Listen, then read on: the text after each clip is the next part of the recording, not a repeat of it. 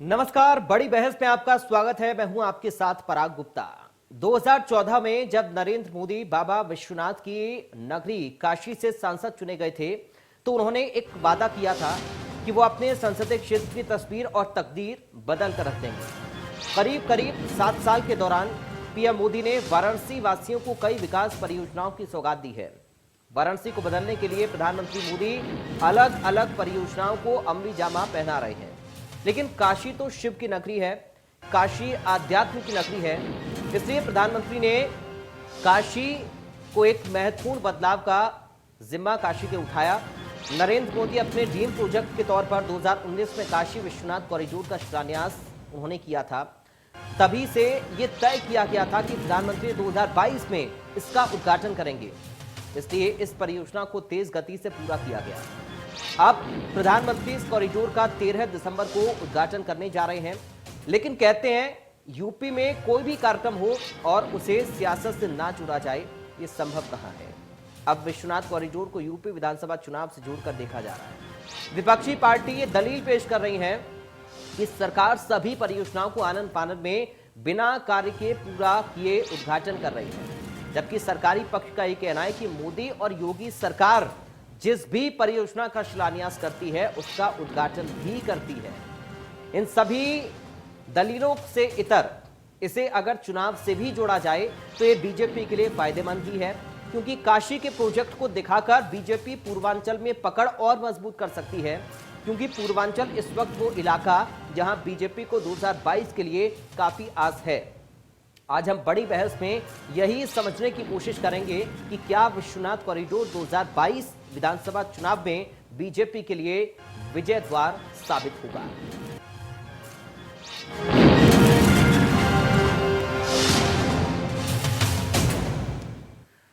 तो उद्घाटन के लिए काशी विश्वनाथ परिसर में क्या कुछ तैयारियां चल रही हैं, इसका जायजा लिया है हमारे संवाददाता ने। प्रधानमंत्री नरेंद्र मोदी का ड्रीम प्रोजेक्ट रहा काशी विश्वनाथ धाम बन के पूरी तरीके से तैयार है और 13 दिसंबर को प्रधानमंत्री अपने संसदीय क्षेत्र वाराणसी आ रहे हैं और उद्घाटन करेंगे। आपको बता दूं कि उनका ड्रीम प्रोजेक्ट रहा है विश्वनाथ धाम, जो कि करोड़ों की लागत से बन के पूरी तरीके से तैयार है और इसके लिए देश के चारों दिशाओं से साधु संतों को भी विशेष रूप से आमंत्रित किया गया है। उसके अलावा आपको बताना चाहूंगा कि विभिन्न देशों के राजदूतों को भी निमंत्रण भेजा गया है कि विश्वनाथ कॉरिडोर जिस तरीके से जिस भव्यता से बन के तैयार हुआ है उसका प्रचार प्रसार हो। देश में जहां जहां विदेश में लोग बैठे हुए हैं, हिंदू समुदाय से लोग हैं या जो भी आगंतुक आना चाहते हैं, वो काशी विश्वनाथ कॉरिडोर के बारे में जाने कि कितनी भव्यता से, कितने विशाल परिसर के रूप में विश्वनाथ कॉरिडोर को तैयार किया गया है, जिसका प्रधानमंत्री नरेंद्र मोदी 13 दिसंबर को उद्घाटन करेंगे। इंडिया न्यूज के लिए बनारस से पंकज चतुर्वेदी। तो विश्वनाथ कॉरिडोर के शिलान्यास के समय प्रधानमंत्री नरेंद्र मोदी ने क्या कुछ कहा था, ये भी सुनिए। ये मेरा सौभाग्य है कि आज काशी विश्वनाथ धाम जिस सपनों को लंबे अरसे से मन में संजोया हुआ था,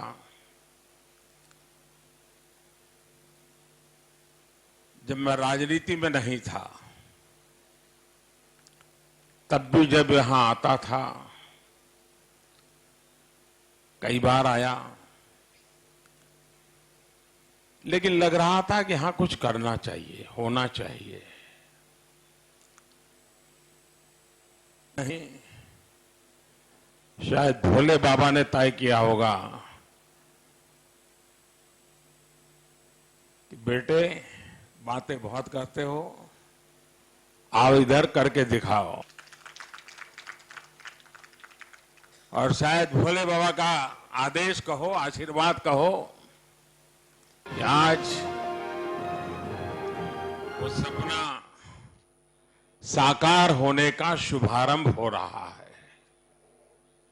श्री विश्वनाथ धाम के विशाल प्रधानमंत्री नरेंद्र मोदी ने ये कहा कि ये उनकी काफी समय से इच्छा थी और इसका शिलान्यास भी उन्होंने किया और अब उसका उद्घाटन भी प्रधानमंत्री 13 दिसंबर को करने जा रही हैं। तो बड़े ही भव्य तरीके से इसको बनाया भी गया है और काफी सुगम ये बाबा के दर्शन की यात्रा को करेगा श्रद्धालुओं के लिए। इस लिहाज से बेहद महत्वपूर्ण इसे माना जा रहा है।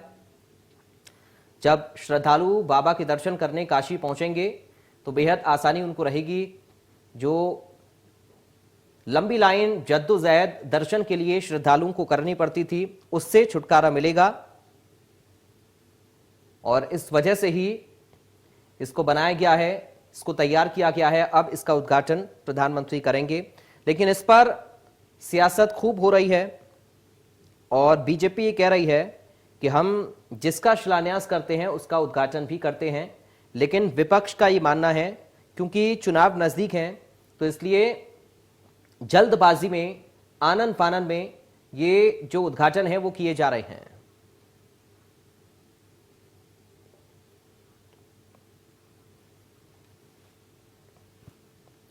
तो चलिए, कुछ खास मेहमान हमारे साथ जुड़ गए हैं, सीधा आपका परिचय करा दूं। फिलहाल हमारे साथ आम आदमी पार्टी से प्रवक्ता अनुराग मिश्रा हैं। अनुराग जी, आपका स्वागत है। कांग्रेस पार्टी से प्रवक्ता चंद्रेश कुमार सिंह हमारे साथ मौजूद हैं। चंद्रेश जी, आपका भी स्वागत है। चंद्रेश जी, शुरुआत में आप ही के साथ कर रहा हूं, किस तरह से इस काशी विश्वनाथ कॉरिडोर को आप देख रहे हैं? और बीजेपी का ये मानना है, सरकार का ये मानना है कि जब ये बनकर तैयार हुआ है और इसका उद्घाटन प्रधानमंत्री करेंगे तो ये तो जनता के लिए ही समर्पित होगा ना, इस पर राजनीति कैसी? देखिए, बनारस शहर के प्रति और काशी विश्वनाथ जी के प्रति भारत के लोगों का आस्था और विश्वास प्राचीन काल से ही अटूट रूप से रहा है जी। और मैं काशी विश्वनाथ जी को आपके मन से नमन करता हूं। अब मैं आता हूं प्रधानमंत्री जी की बातों पर।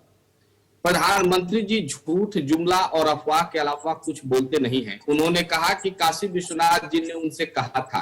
आपके मंच के माध्यम से मैं प्रधानमंत्री जी से पूछना चाहता हूं कि क्या भगवान शंकर ने उन्हें जीडीपी को उछालने की सलाह नहीं दी थी? क्यों जीडीपी नीचे गिर रहा है? कोरोना काल में जब लाशें गंगा में तैर रही थी और प्रधानमंत्री जी बंगाल में नंगा नाच खेल रहे थे सांप्रदायिकता का, तो क्या भगवान शंकर जी ने उनकी अंतरात्मा को टोकने का काम नहीं किया था? चुनाव नजदीक है और चुनाव में इस तरह के बातों को कर कर सांप्रदायिकता का जहर घोलकर लोगों को भ्रमित करके वोट लेने के लिए भारतीय जनता पार्टी आतुर है। प्रधानमंत्री जी महीने में 3 बार उत्तर प्रदेश का भ्रमण कर रहे हैं। इससे पता चल चुका है कि भारतीय जनता पार्टी के खेमे में हताशा है और वो अपनी हताशा को छुपाने के लिए नाटक करने के अलावा और कुछ नहीं कर रहे हैं। रही बात काशी की, काशी को क्योटो बनाने की बात प्रधानमंत्री जी ने कहा था। आपके माध्यम से मैं प्रदेश की जनता से ये पूछना चाहता हूं कि क्या काशी क्योटो बन गया? अभी पिछली बरसात में काशी की गलियों में कमर भर पानी था और नाव शहर के अंदर चल रहे थे। प्रधानमंत्री जी की नाकामी का इससे बड़ा उदाहरण नहीं दिया जा सकता। इन्हीं सकली गलियों से छुटकारा पाने के लिए तो बनाया गया है कॉरिडोर। फैलाना बंद करें और मुद्दों की बात करें। आपके ही माध्यम से मैंने भगवान शंकर को सौगंध खाकर शपथ लेकर कहता हूं कि प्रत्येक कोरोना काल में जो पीड़ित परिवार है उसको 4 लाख कराने का काम सरकार के द्वारा किया जाए, जिसमें राज्य सरकार अपना 1 लाख हिस्सा देगी, 3 लाख केंद्र देगी। आखिर प्रधानमंत्री क्यों नहीं आगे बढ़ रहे हैं? तो किसान आंदोलन में 700 किसानों की मौत हुई, शहादत हुई, उनको शहीद मानते हुए उनको मुआवजा देने का काम प्रधानमंत्री क्यों नहीं कर रहे हैं? प्रधानमंत्री जी, आपका झूठ का पुलिंदा खुल चुका है और पाप का घड़ा भर चुका है। आगामी विधानसभा चुनाव में उत्तर प्रदेश की जनता आपको चौलत्ती मारने का काम करेगी। ठीक है चंद्रेश जी, जवाब ले लेते हैं। आलोक वर्मा जी हमारे साथ जुड़ गए हैं, बीजेपी से प्रवक्ता। आलोक वर्मा जी, आपका स्वागत है इंडिया न्यूज में। और मैं चाहूंगा सर, इस पर आप अपनी पार्टी का पक्ष रखें, क्योंकि एक तरफ तो इसको विकास से जोड़कर भी देखा जा रहा है, श्रद्धालुओं की सुगमता से जोड़कर देखा, इसको राजनीति से जोड़कर, चुनाव से जोड़कर देख रहा है। आलोक जी, मैं तो देख रहा हूं बड़े बेसब्र हुए जा रहे हैं हमारे मित्र। मुझे तो वो वक्त याद है जब कोविड का जिक्र ये कर रहे थे, कोरोना काल के समय कोई याद कर रहे थे, तब मुझे सड़कों पर कोई समाजवादी दिख नहीं रहा था, कोई कांग्रेसी दिख नहीं रहा था। कांग्रेस की प्रियंका गांधी जी दिल्ली या कहीं और थी, उनका वो कहां लापता हो गई थी आपको भी नहीं पता होगा, हमको भी नहीं पता था। समाजवादी पार्टी के अखिलेश यादव जी 1000 चंद्रेश जी, अब सुन लीजिए, आप अपनी बारी पर बोलिएगा प्लीज। पार्टी ने किया था। चंद्रेश जी, अरे अपनी बारी पर आईना भी प्लीज। देख लीजिए जरा सा, आप भी जानते हैं, कंप्लीट करिए तो आलोक पूरी जी, आप। दुनिया जानती है, पूरा उत्तर प्रदेश जानता है। कहां थे आपको पता है क्या? और जब गंगा में लाशें तैर रही थी, आप जनसभा को संबोधित कर रहे थे। किसी को पता नहीं है। कोविड पीरियड में और योगी आदित्यनाथ जी कहां कहां पर गए थे, किस किस जिले में और गए थे? कोविड काल में आपने 3 लाख लोगों के ऊपर पूरी फर्जी दुनिया मुकदमे जानती है, दायर आप किए खुली थे। हवा में सांस ले रहे हैं। जब विपक्ष ने ले दबाव रहे हैं। बनाया, चंद्रेश कुमार जी, चंद्रेश कुमार जी, आपने पूरा बोला सर, आप जिसमें किसी ने नहीं रोका तो आप सुनिए ना आप। एक मिनट सर, प्लीज। दूसरी चीज, शांत, सबसे महत्वपूर्ण शांत, आराम चीज आज मुझे लगता है कि पुरानी बातों पर नहीं जाना चाहिए। इस पुराने दौर से हम आगे निकल चुके हैं और आज वो समय है, वो वक्त है जिसे हमें याद करना कॉरिडोर पर आइए चाह रहे आलोक हैं, जी। जिसके लिए आज आपने डिबेट रखी है कि बनारस को किस तरीके से प्रधानमंत्री जी ने चेंज किया, किस तरीके से बदला। बहुत सारी और सरकारें भी कर सकती थी, समाजवादी पार्टी की सरकारें भी कर सकती थी, बसपा की सरकार भी कर सकती थी, कांग्रेस की सरकारें भी कर सकती थी, लेकिन किया किसने? भारतीय जनता पार्टी की सरकार ने किया। 8 मार्च 2019 को काशी विश्वनाथ कॉरिडोर का शिलान्यास हुआ था और बहुत कम समय में 700 करोड़ की लागत से हमने एक शानदार काशी बनाया है। शानदार काशी एक ऐसा काशी है जिसको पूरे काशी में, पूरे उत्तर प्रदेश में, पूरे दुनिया में, पूरे देश में गर्व के साथ देखा जाएगा। और निश्चित रूप से जिस दिन इसका उद्घाटन होगा उस दिन पूरे देश में, पूरे उत्तर प्रदेश में दिए जलाए जाएंगे। दीपावली का समय होगा। इनको ये बर्दाश्त नहीं है। भारतीय जनता पार्टी ने जिस तरीके से तब्दीली लाई है, जिस तरीके से जो वादे किए हैं उसे पूरा किया, चाहे वो विकास की बात हो, चाहे कोई दूसरी बात हो, चाहे परंपराओं को जीवित करने की बात हो, चाहे धर्म स्थलों को आगे बढ़ाने की बात हो, चाहे पर्यटन के क्षेत्र में आगे बढ़ने की बात हो। अयोध्या में बहुत सारे लोग बहुत कुछ कर सकते थे। ठीक है आलोक जी, राम की नगरी है, निश्चित रूप से वहां कुछ बेहतर होना चाहिए था, कोई सरकार नहीं कर पाई। हमारे समय में एक भव्य मंदिर बन करके अयोध्या में तैयार होने जा रहा है और अयोध्या की ऐसी तस्वीर बनेगी। ठीक है, अभी काशी पर बात करते हैं सर, अयोध्या पर भी बहुत सारी डिबेट हम लोग कर चुके हैं। वही सूरत, वैसा ही कुछ काशी के लिए भी होने जा रहा है। ठीक है, चंद्रेश कुमार जी आऊंगा, थोड़ा सा रुक जाइए, एक बार अनुराग मिश्रा जी अपना कमेंट दे लें। अनुराग जी, आप भी तो विकास की बातें करते हैं ना, आप भी ये कहते हैं कि जब हम आएंगे उत्तर प्रदेश के अंदर तो इंफ्रास्ट्रक्चर को मजबूत करेंगे, जनता की, श्रद्धालुओं की सुविधाओं के लिए, छात्रों की सुविधाओं के लिए, महिलाओं के लिए, गरीबों के लिए, किसानों के लिए हम उत्थान का काम करेंगे। इसको आप किस तरह से देख रहे हैं? देखिए, आपने बहुत सही बात कही कि ये जो काशी कॉरिडोर का जो उद्घाटन करने के लिए माननीय प्रधानमंत्री जी आ रहे हैं तो वो केवल चुनाव को ध्यान में रख करके आ रहे हैं, लेकिन ये दांव भारतीय जनता पार्टी के लिए उल्टा पड़ने वाला है। क्योंकि एक चाय बेचने वाले को जब 2014 में देश बेचने का ठेका ले लिया, तब से लेकर के लगातार चीजों को बेचने का काम कर रहे हैं।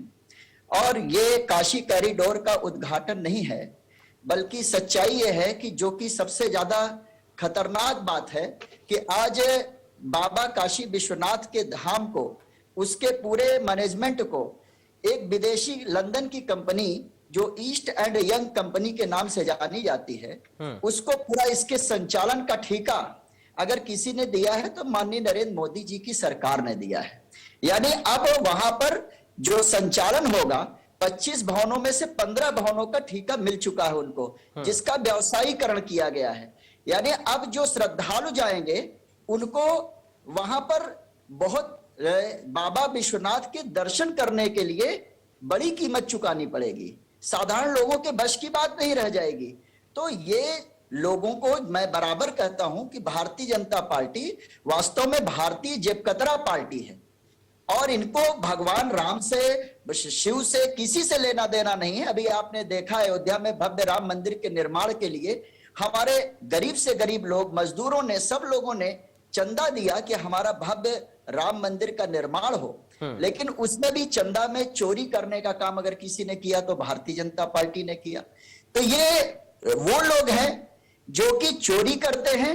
और आपने कहावत सुनी होगी अली बाबा 40 चोर की, तो ये पूरा अरे हुजूर, मोदी जी का जो चोर चोर चिल्लाने से कोई आलोक जी रुकिए, थोड़ा होगा सर। आलोक जी प्लीज, नजरों को थोड़ा बेहतर कीजिए। आलोक जी प्लीज, अपनी नजरों को थोड़ा बेहतर कीजिए। अयोध्या में अनुराग जी कंप्लीट करिए आप। बना करके हम तैयार कर रहे हैं, भारतीय जनता पार्टी के बस की बात है, आपके बस की। आलोक वर्मा जी प्लीज, आपको चंद्रेश जी चाहिए था। आलोक वर्मा जी, आलोक जी प्लीज, प्लीज सर, बारी का नहीं तो इंतजार करिए अपनी। हम तो अनुराग जी आप कंप्लीट करें, माननीय सांसद अनुराग जी आप संजय कंप्लीट सिंह करें जी, सर। एक दायरे में बात कीजिए। आलोक जी प्लीज। आप बच्चों के जूते कपड़े खाने वाले लोग हैं। अनुराग जी आप लोग- मुद्दे पर आइए और जल्दी से कंप्लीट करिए प्लीज। हाँ तो मैं कह तो रहा हूं, काशी कॉरिडोर को इतना कह रहे हैं, आज आप रोजगार कॉरिडोर का उद्घाटन कब करेंगे? रोजगार कॉरिडोर जो नौजवानों के लिए चलिए ठीक है, परीक्षा हुई 20 ठीक है आप लाख, कंप्लीट करिए अनुराग जी, आज ठीक है। विधायक आपके भाजपा के विधायक का भाई पकड़ा जाता है, नौजवानों की नौकरियां जा रही हैं, उसमें भी पेपर भी बेच देते हैं आप लोग। तो अली बाबा 40 चोर के सरगना और पूरा मंत्रालय जो है वो चोरों का नहीं है, तो और चलिए क्या ठीक है। कहा जाएगा? चंद्रेश कुमार सिंह जी अपनी बात रखिए, जवाब देना चाह रहे बोलिए। भारतीय जनता पार्टी के प्रवक्ता से मैं 2-3 बातें पूछना चाहता हूं। अभी आपने कहा कि आप मैं चाहूंगा अनुराग जी आप अपनी बात को कंप्लीट करें, क्योंकि बीच में मुख्यमंत्री जी का आगमन हो गया था। अनुराग जी मैं चाहूंगा सर लड़े ना, आपस में झगड़े ना और एक एक करके अपनी बारी पर बोलिए प्लीज। एक बार सभी से मैं अपील करूंगा आप लोग शांत हो जाइए, एक बार फिर से अपील करूंगा सर आप लोग शांत हो जाइए प्लीज। आलोक जी, अनुराग जी, आलोक जी, अनुराग जी, प्रदेश को बदलने की जिम्मेदारी हमने ली है। उत्तर प्रदेश की तस्वीर हम धीरे धीरे बदल रहे हैं। आलोक जी, अनुराग जी, क्या आप मेरी आवाज सुन रही है सर? उत्तर प्रदेश के लोग इसे आलोक जी और अनुराग जी, क्या आप मुझे सुन पा रहे हैं? आप लोगों को केवल हिंदुस्तान बेचने के अलावा कुछ नहीं रह गया है। अनुराग जी, अनुराग मिश्रा जी, आलोक वर्मा जी, आंखें जरा अनुराग वर्मा जी, अनुराग मिश्रा जी, आलोक वर्मा जी प्लीज सर एक मिनट शांत हो जाइए आप लोग। सर इस तरीके से मत झगड़िए आप। आलोक जी, अनुराग जी आप लोग समय खराब कर रहे हैं। आप अपने पार्टी की तरफ देखिए। आलोक जी, अनुराग जी आप लोग समय खराब कर रहे हैं सर। जरा ये देखिए, अमित शाह वाले अपनी अपनी बारी पर बोलिए प्लीज। ऐसे आप लोग झगड़ेंगे तो जनता क्या समझ पाए कि आप लोग किस मुद्दे पर बहस कर रहे हैं? ये गलत तरीका है सर, आप समय खराब ना करें एक दूसरे का भी और जनता का भी प्लीज। प्लीज मैं आप सभी से अपील करूंगा शांत हो जाइए और प्लीज एक एक करके अपनी बात रखिए। चंद्रेश जी शुरुआत करें, एक बार फिर से अपनी बात को रखिए, उसके बाद मैं आ रहा हूं आलोक जी आपके पास। देखिए, हमने बार बार ये बात कहा कि भारतीय जनता पार्टी देश और प्रदेश की राजनीति में सांप्रदायिकता का जहर घोलकर अपनी राजनीतिक रोटी सेकने का काम कर रही है और देश प्रदेश की जनता इस बात को स्वीकार नहीं करेगी। कोरोना काल में प्रधानमंत्री जी ने अभी बाबा विश्वनाथ जी का नाम लिया। जब कोरोना काल में लाशें नदियों में तैर रही थी तब शायद बाबा विश्वनाथ ने मोदी को क्यों नहीं टोकने का काम किए? आखिर ये क्यों बाबा विश्वनाथ का नाम लेकर राजनीतिक रोटी सेकने का काम कर रहे हैं? देश की जीडीपी लगातार गिरती जा रही है, महंगाई, बेरोजगारी देश में बढ़ता जा रहा है, सर्विस सेक्टर और मैन्युफैक्चरिंग सेक्टर को इन्होंने ध्वस्त कर दिया है, बर्बाद कर दिया है, लाखों नौजवान बेरोजगार हुए हैं। ग्लोबल हंगर इंडेक्स में भारत 101वें पायदान पर चला गया है। भारत में 5 साल से कम उम्र के बच्चे भूख से और कुपोषण से मर रहे हैं। उत्तर प्रदेश की बात करें तो नीति आयोग के एक रिपोर्ट के अनुसार उत्तर प्रदेश गरीबी में तीसरे नंबर पर पहुंच गया है और ये विकास का नाम ले रहे हैं, इनको शर्म नहीं आ रहा है। कोरोना काल में ज्यादातर लोग जो मरे वो कोरोना से नहीं, जबकि वो ऑक्सीजन के अभाव में, वेंटिलेटर के अभाव में, रेमडेसिविर दवा के अभाव में मरे। हमने अपने आपके माध्यम से हमने ये सवाल उठाया कि प्रत्येक कोरोना काल में जो पीड़ित परिवार है, प्रत्येक पीड़ित परिवार को 4 लाख रुपया केंद्र सरकार के द्वारा मुहैया कराया जाए, जिसमें 1 लाख रुपया राज्य सरकार अपना हिस्सा देंगे, केंद्र सरकार 3 लाख हिस्सा देगी। मैंने ये कहा कि केंद्र सरकार ये मानती है कि 4 लाख लोग कोरोना से मरे, यह सरकार 20 लाख करोड़ का सेंट्रल विस्टा बना रही है। यह सरकार डीजल और पेट्रोल से 24 लाख करोड़ कमाई है। 8500 करोड़ में यह अपना उड़न खटोला बना रहे हैं और 60,000 करोड़ उद्योगपतियों का माफ किए। अब इन मुद्दों को आप लोग कब तक उठाएंगे? एक मिनट सर, अब ये मुद्दे का, क्योंकि अलग अलग मुद्दों पर डिबेट होती है और हम जिस मुद्दे पर डिबेट कर रहे हैं उसी से संबंधित बात करें तो बेहतर ज्यादा होगा। सर मेरी बात पूरी हो जाने दीजिए। इन्होंने, क्योंकि आप ऐसे तो मुद्दे गिनाते रहेंगे, ये कोई भाषण वाला मंच तो है नहीं है सर। आप मुद्दे ऐसे गिनाते रहेंगे ना, मुद्दे आपके पास खत्म नहीं होंगे, बाकी लोगों को भी मुझे समय देना पड़ेगा, इसलिए आप कंप्लीट करिए इसी मुद्दे पर आकर बहुत जल्दी से प्लीज। ये सवाल किससे पूछा आपने? चलिए अब मैं आप लोगों के पास में लौट रहा हूं। हमारे साथ समाजवादी पार्टी से प्रवक्ता शौकत अली साहब भी जुड़ गए हैं। शौकत अली साहब आपका स्वागत है हमारे साथ चर्चा का हिस्सा बनने के लिए। आपके पास अब मैं आ रहा हूं। बीजेपी कह रही है कि साहब हम तो जिसका शिलान्यास करते हैं उसका उद्घाटन भी अपने कार्यकाल में कर देते हैं। देखिए, अभी एक साथी हमारे थे अनुराग जी, उन्होंने बहुत विस्तार से बताया कि काशी की जनता को क्या मिलने वाला है। काशी में जो कॉरिडोर बनने जा रहा है वो किस तरह गुलामी की ओर बढ़ने जा रहा है, किस तरह भारतीय जनता पार्टी की सरकार उसे बेचने जा रही, बहुत विस्तार से उन्होंने बताया। काशी की जनता पे किस तरह महंगाई का बोझ बढ़ने वाला, वो भी बड़ी विस्तार से बताया। एक चीज बहुत स्पष्ट हो गई कि ये बेचने वाली पार्टी है। देश की कोई चीज अगर बनाएंगे तो उसको बेचने की तैयारी ये पहले कर लेंगे, अपने व्यापारी साथियों के उससे रेट भी लगवा लेंगे। या हमें लगता है कि कभी कभी कि जब ये कोई चीज बनाने की तैयारी करते हैं, जैसे अभी जेवर एयरपोर्ट की बात आई, तो उसका एक एस्टिमेट पहले ये बन चुका होगा कि हमें बेचना कितने में, इसकी तैयारी इन लोगों ने पहले कर ली होगी। एक बात बहुत स्पष्ट है, अभी भारतीय जनता पार्टी के साथी कह रहे थे कि कोविड के दौर में समाजवादी लोग सड़कों पे नहीं थे। मैं इनसे ही पूछ लेता हूं, अगर हम लोग सड़कों पे नहीं थे महाराज, तो ये बताइए जो उत्तर प्रदेश के तमाम जिलों पे समाजवादियों पे मुकदमे लिखे जा रहे थे, वो आप किस लिए लिख रहे थे? क्या मुकदमा लिखने का काम कर रहे थे? कई बार तमाम, मैं आपको 20 उदाहरण दूंगा आपके चैनल के माध्यम से, जो लोग खाना बांट रहे थे या जो लोग मदद करने का काम कर रहे थे। आलोक जी, आप ही के पास आऊंगा, थोड़ा रुकिए प्लीज। आलोक वर्मा जी, आप ही के पास आऊंगा, रुकिए सर, थोड़ा रुकिए प्लीज, कंप्लीट करिए आप, शौकत जी कंप्लीट करिए। पानी नहीं पिलाओ भाई इनका। देखिए तमाम ऐसी संस्थाएं जिनके खिलाफ मुकदमे पंजीकृत हुए, किस लिए मुकदमे पंजीकृत हुए? वो लोग समाज के बीच जाके मदद करने का काम कर रहे थे। जब काशी की जनता दर्द से चीख रही थी, जब काशी के लोग ऑक्सीजन से मर रहे थे, देश के प्रधानमंत्री जी अपना संसदीय क्षेत्र छोड़ के दिल्ली में मौज काटने का काम कर रहे थे। इनमें से कोई एक व्यक्ति मुझे बतावे कि कहे कि हाँ कि काशी की धरती पे भारतीय जनता पार्टी के लोग बहुत लोगों की मदद करने का काम कर रहे थे। ऐसे इन लोगों की झूठ की एक बड़ी आदत है। ये कहते हैं कि सबसे ज्यादा कोविड के दौरान हम लोगों ने मदद की। आपको याद होगा कि आपके ही चैनल के माध्यम से हम लोगों ने कहा था कि इनके ही मंत्री, इनके ही विधायक, इनके पार्टी के नेता तमाम चिट्ठी लिख लिख के कह रहे थे महाराज कोई व्यवस्था नहीं मिल पा रही, सरकार बहुत पूरी तरीके से काम करे, इस पर विशेष ध्यान दिया जाए। महाराज वो लोग चिट्ठी किसको लिख रहे थे? आपकी सरकार की नाकामियां उजागर करने का काम कर रहे थे, आपकी पार्टी के लोग आपकी कमियां बताने का काम कर रहे थे। अगर आप काम कर रहे हो तो फिर वो चिट्ठी क्यों लिख रहे थे? वो तो आपको आईना आपकी पार्टी के लोग दिखा रहे थे। सत्यता ये है कि ये सब बिलों में छुपे हुए रहते। देश की जनता आप जान चुकी है, इनके गुमराही में आने वाली नहीं है। प्रदेश का नौजवान भी जान चुका है किस तरह इन लोगों ने गुमराह करके सत्ता तो हासिल कर ले, लेकिन अब इनके धोखे में उत्तर प्रदेश की जनता आने वाली है। चलिए आलोक वर्मा जी, एक बड़ा दाम है काशी विश्वनाथ कॉरिडोर का उद्घाटन 2022 के लिहाज से भी। बिल्कुल ठीक बात है। और हम जिस तरीके से हमने जो वादा किया था, देश को जो वादा किया था, उत्तर प्रदेश को जो वादा किया था और काशी को बेहतर बनाने का जो वादा किया था, वही प्रधानमंत्री जी कर रहे हैं, वही योगी जी कर रहे हैं। और निश्चित रूप से ये हमारे लिए खास पल है कि आने वाले कुछ समय बाद, कुछ दिनों बाद जो है काशी कॉरिडोर का उद्घाटन प्रधानमंत्री जी अपने हाथों में से करेंगे। और निश्चित रूप से वो पूरे देश के लिए गर्व का विषय होगा, केवल काशी के लिए नहीं, केवल उत्तर प्रदेश के लिए नहीं, केवल हिंदुस्तान के लिए नहीं, पूरी दुनिया के लिए खास मौका। अगर उसे हम खास बनाने भी जा रहे हैं, पूरे 1 महीने तक जश्न का एक माहौल रहेगा वहां पर।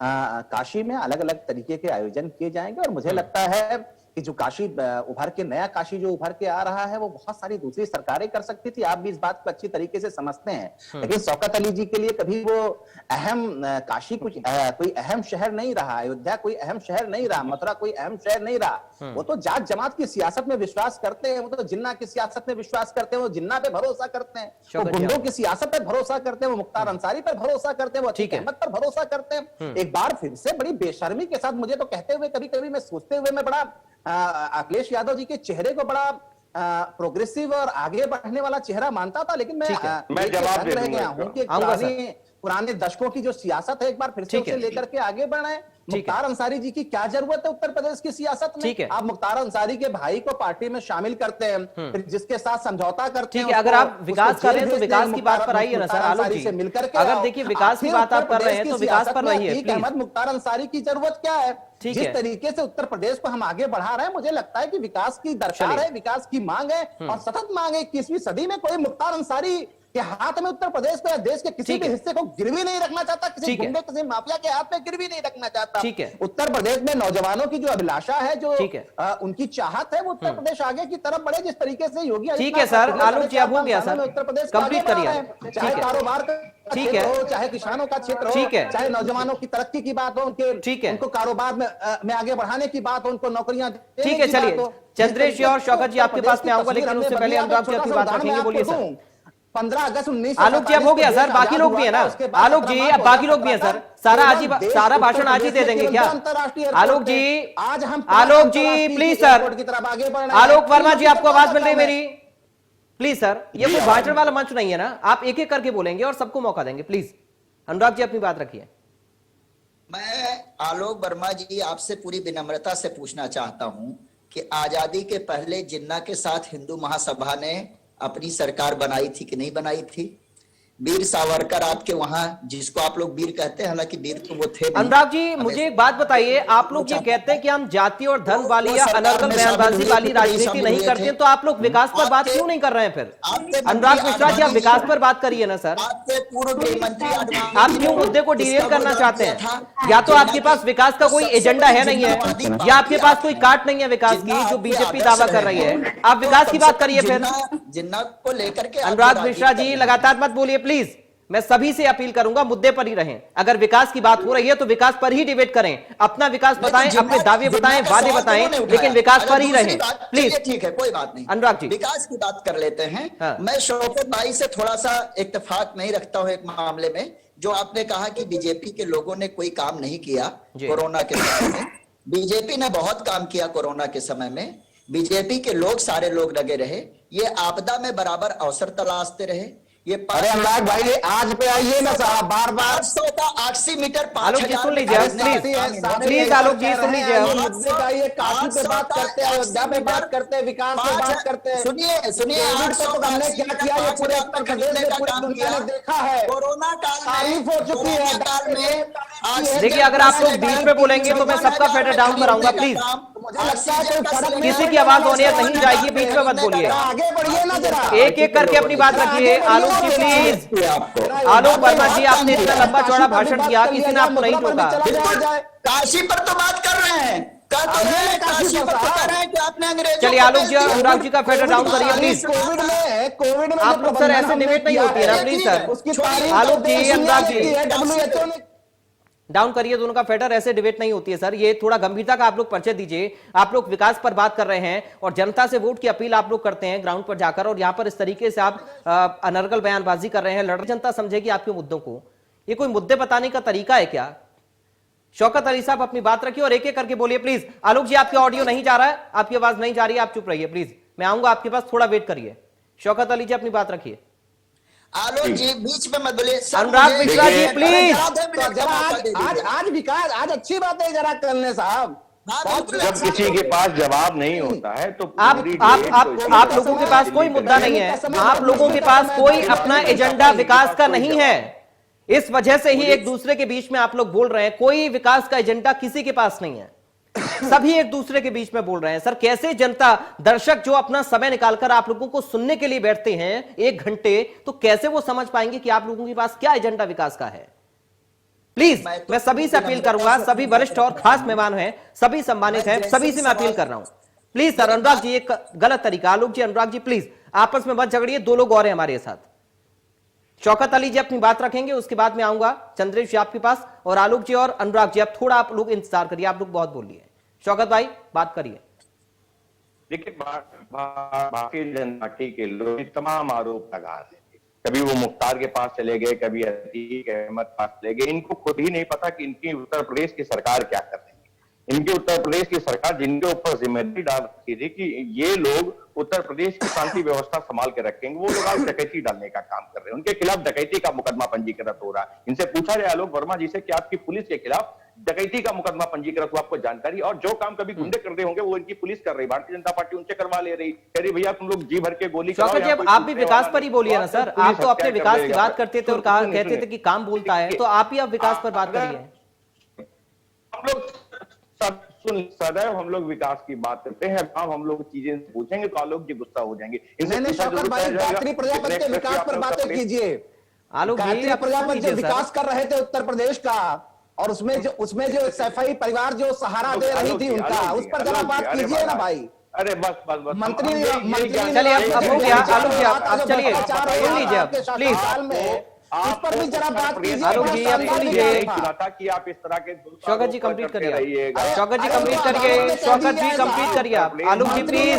जो आप कर रहे थे, जो भ्रष्टाचार की गंगा बहा रहे थे, एक उदाहरण दे रहे हैं ना, चावल का एक दाना निकाल के आपके सामने रख रहे हैं। गायत्री प्रजापति के विकास पर बात कीजिए। अभी बहुत कुछ सिक्का खोलूंगा तो बहुत कुछ निकल के सामने आएगा। सैफई परिवार किस तरीके से सुनिए ना, सहारा दे रहा तुम्हारे था, पंडित किस तरीके से झगड़े हो रहे थे अखिलेश यादव जी के बीच में और शिवपाल यादव जी के बीच पंडित खाली चिट्ठी लेके बैठते हैं, उनके पास कोई काम नहीं होता है। पड़े हुए आप थे बताइए उत्तर प्रदेश की सरजमीन पे आपने कौन सा हॉस्पिटल बनाया है, जी के कौन सा और गायत्री कॉलेज बनाया है, भी क्या कुछ कर रहे थे, ये भी आप अच्छी तरीके से जानते थे। आलोक वर्मा जी और शौकत अली साहब, मुझे मजबूरन आप दोनों का ऑडियो डाउन करना पड़ रहा है। प्लीज डाउन करिए इन दोनों का ऑडियो। ऐसे डिबेट नहीं होती है, आप लोग गंभीर हैं और समझिए, इतने वरिष्ठ होते हुए भी इस तरीके से आप लोग झगड़ते हैं पैनल पर बैठकर, ये गलत तरीका है। आलोक वर्मा जी, आपको मैं शुरुआत से समझा रहा हूं, आपके पास अगर विकास का एजेंडा है और वाकई आपने विकास किया है 4 साल में उत्तर प्रदेश के अंदर, तो सुनिए, अगर आप बोलते हैं तो सुनने की क्षमता भी आपको रखनी पड़ेगी। फिर ये तरीका बहुत ज्यादा गलत है। आप सभी का सम्मान है, आप सभी सम्मानित खास मेहमान यहाँ पर जनता को बताने के लिए आए हैं कि आप लोगों के पास एजेंडा क्या है, और आप लोग अनर्गल बयानबाजी कर रहे हैं। आप लोग मुद्दे पर डिबेट नहीं करना चाहते हैं। आप लोगों के पास कोई विकास का एजेंडा नहीं है क्या? मुझे लगता है आलोक वर्मा जी, अगर आप बोलने की क्षमता रखते हैं तो सुनने की क्षमता आपको रखनी पड़ेगी। गुस्सा हो गए, सुनिए। आलोक वर्मा जी, अगर आप बोलने की क्षमता रखते हैं तो सुनने की क्षमता भी आपको रखनी पड़ेगी सर। इस बात को समझिए, हर किसी के बीच में नहीं बोला जाता डिबेट में। दर्शक कैसे समझेंगे आप क्या बोल रहे हैं? आलोक वर्मा जी नाराज हो गए उनके। अरे शौकत जी, आप नाराज मत होइए सर, कोई नाराज नहीं है। शौकत अली साहब, जल्दी से अपनी बात को कंप्लीट करिए, और मैं फिर एक बार सभी से अपील करूंगा कि डिबेट का जो टॉपिक है उस पर ही रहे, डिबेट के टॉपिक पर ही रहे प्लीज। बिल्कुल बिल्कुल बिल्कुल, बहुत साधारण शब्दों में पूछूंगा, मुझे 5 एक्सप्रेसवे बताइए जो उत्तर प्रदेश की जनता को आपने बनाकर दे दी हो। वो 5 मेडिकल कॉलेज भी बताइए जो आपने उत्तर प्रदेश की जनता को बनाकर दे दी हो। वो 5 शिक्षक संस्थान भी बताइए जो आपने उत्तर प्रदेश की जनता को बनाकर दे दी हो, जिससे उत्तर प्रदेश की जनता को राहत मिल रही। लेकिन हमसे जरूर पूछ लीजिएगा हमने कहां कहां बनाए, वो आपको बताने का काम करेंगे। झूठ बोलने की भी एक सीमा होती। अगर सच में आपने उत्तर प्रदेश में काम किया तो आप अपने काम बताइए। आप विपक्ष पे दोषा इनकी नहीं, इनके पूरे नेताओं के, पूरे मंत्रिमंडल की आदत हो गई, जब भी मंच पे खड़े होंगे विपक्ष पे दोषारोपण करेंगे, अपने काम नहीं बताएंगे, फिर दोषारोपण करेंगे, अपने काम नहीं बताएंगे। महाराज अपने काम बताइए। उत्तर प्रदेश की जनता ने आपको इसलिए नहीं चुना था कि आप दोषारोपण करते रहिएगा, अपने काम बताने का काम करिएगा। उत्तर प्रदेश की जनता को पता चलना चाहिए कि आपने क्या किया काम। ठीक है, चलिए चंद्रेश जी अपनी बात रखना चाह रहे हैं बहुत देर से। चंद्रेश जी आप बोलिए, उसके बाद में आऊंगा। भारतीय जनता पार्टी के प्रवक्ता अभी कह रहे थे कि प्रधानमंत्री जी ने जो वादे किए थे, मैं प्रधानमंत्री जी के वादों को जरा आपको याद दिला देना चाहता हूँ। 2014 में प्रधानमंत्री जी ने प्रतिवर्ष 2 करोड़ लोगों को नौकरी देने का वादा किया था। आज भारत में बेरोजगारी अपने चरम पर है। प्रधानमंत्री जी ने भारतीय अर्थव्यवस्था को 5 ट्रिलियन इकोनॉमी में तब्दील करने की बात की थी। 2014 के बाद लगातार भारत का जीडीपी नीचे जा रहा है।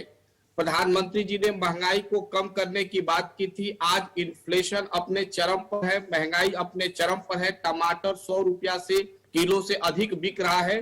घरों में किचन के भाव बिगड़े हुए हैं। पिछली सरकार में इनके लिए महंगाई डायन थी, अब डार्लिंग बना के अपने घर में बैठाए हुए हैं। दूसरी सबसे बड़ी बात मैं करना चाहता हूं कि ग्लोबल हंगर इंडेक्स के अनुसार भारत में भूखमरी बढ़ी है। 5 वर्ष से कम उम्र के बच्चे भूख और कुपोषण के शिकार हो रहे हैं और अपनी जान गंवा रहे हैं। ग्लोबल हंगर इंडेक्स के अलावा हम बात करें तो उत्तर प्रदेश नीति आयोग के रिपोर्ट के अनुसार गरीबी में भारत में 3rd रैंक पर चला गया है। कोई एक सड़क बता दे जिस पर गड्ढा न हो। उत्तर प्रदेश में अभी टेट का पेपर आउट हुआ है जिसमें विधायिका के भाई पकड़े गए हैं। आप बताएं उनके घर पर बुलडोजर किस नियम और कानून के तहत बलात्कारी चिन्मयानंद और मुख्यमंत्री स्वयं अपने ऊपर जो मुकदमे दर्ज हुए थे उन मुकदमों को वापस ले लिए।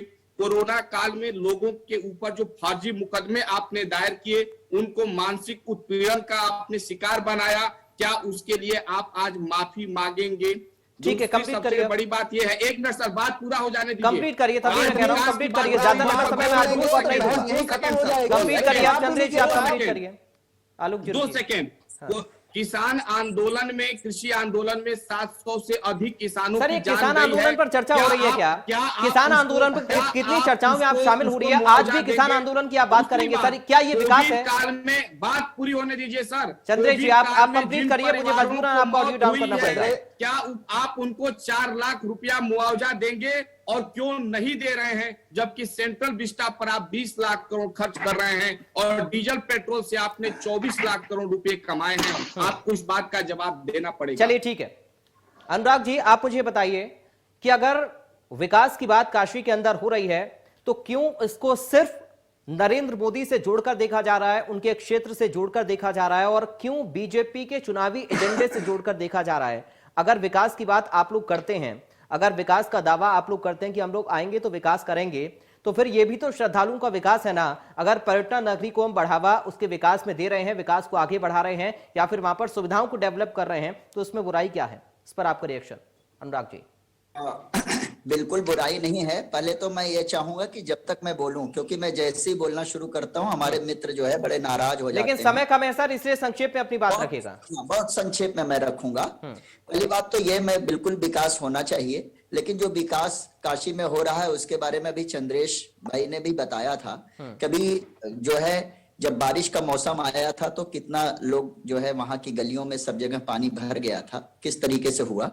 सवाल यह है कि जो काशी कॉरिडोर बनाया जा रहा है, जो उसका सुंदरीकरण किया जा रहा है या जो चीजें भी हैं, वो विदेशी कंपनियों को पहले ही विदेशी कंपनी को बेच दिया जाता है। श्रद्धालु जो आते हैं, 130 करोड़ जो जनता है, उसमें बहुत से ऐसे गरीब लोग हैं जो अपनी आस्था लेकर के बहुत उससे आते हैं, और वो जब वहां पर पहुंचेंगे तो उनको हर चीज के, चाहे पार्किंग का हो, चाहे उनको रात में रुकने का हो, चाहे उनको दर्शन करने का हो, वो जब पूरा व्यावसायिकरण मंदिर का कर दिया जाएगा। ये मंदिर किसी की बपौती नहीं थी। 130 करोड़ भारतीयों में इनको कोई भी एक ऐसा व्यक्ति नहीं मिला जो मंदिर को संचालन करने के लिए मिले।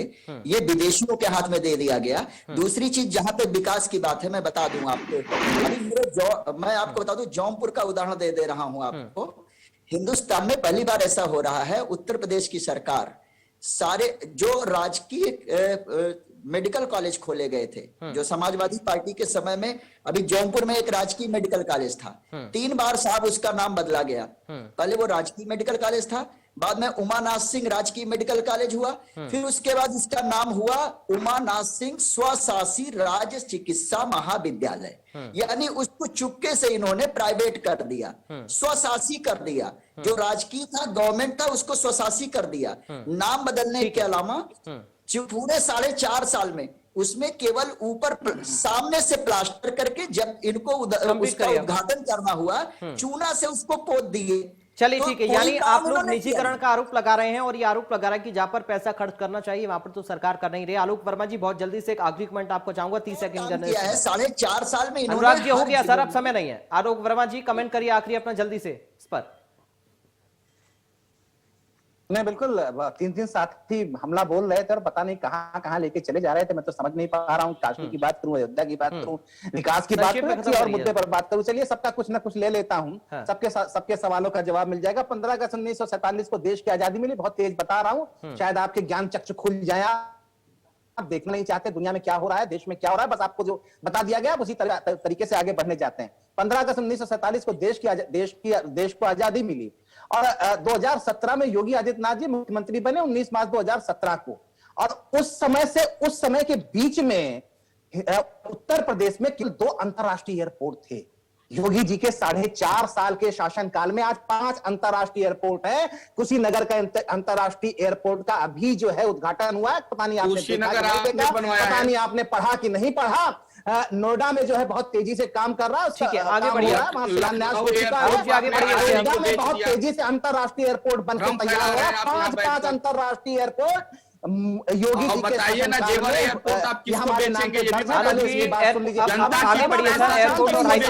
बात सुन लीजिए, मुझे केवल आपके बातों का जवाब नहीं देना। बहुत सारे किसको बेचेंगे? जमाने में किसी एक जमाने में जो विकास चलिए, शुक्रिया आप सभी खास मेहमानों का। हम ये उम्मीद कर रहे हैं कि विकास का दावा जो राजनीतिक पार्टियां कर रही हैं वो विकास के दावे पर खरा भी उतरे, और अगर बीजेपी विकास की बात कर रही है और उसी दावे को लेकर जनता के बीच में जा रही है, तो जनता को भी यह समझना पड़ेगा कि किसके दावे में कितना बड़ा दम है। और काशी विश्वनाथ कॉरिडोर को लेकर लगातार अब सियासी बयानबाजियां भी हो रही हैं। 13 दिसंबर का इंतजार है जब प्रधानमंत्री इसका उद्घाटन करेंगे। फिलहाल के लिए मुझे दीजिए इजाजत, नमस्कार।